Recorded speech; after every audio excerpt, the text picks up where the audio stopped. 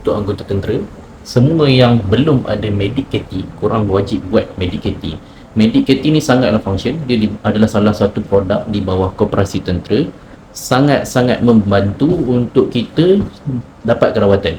So dia ada banyak package. Ada package untuk ahli saja, iaitu anggota tentera itu sendiri, untuk ahli dan pasangan, untuk ahli, pasangan dan anak-anak, dan juga ahli dan anak-anak tanpa pasangan.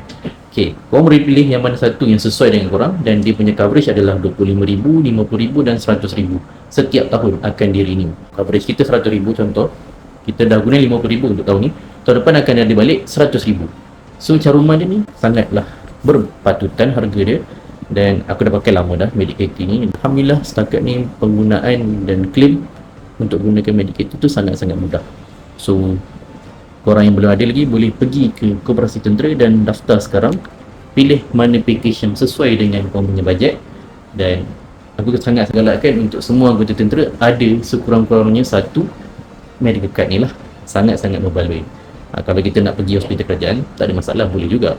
Cumanya kalau kita berkemampuan dan ada duit yang cukup untuk buat potongan Medic-KT, buat. Sangat-sangat berbaloi. Pengalaman masuk hospital swasta ni dia lain sikit, lebih selesa lah. Hospital kerajaan okey, bukan tak okey, okey, cuma keselesaan tu tak ada sangat lah dekat hospital kerajaan berbanding dengan hospital swasta. Semua anggota tentera saya amat galakkan untuk korang pergi daftar buat Medic-KT. Ciao.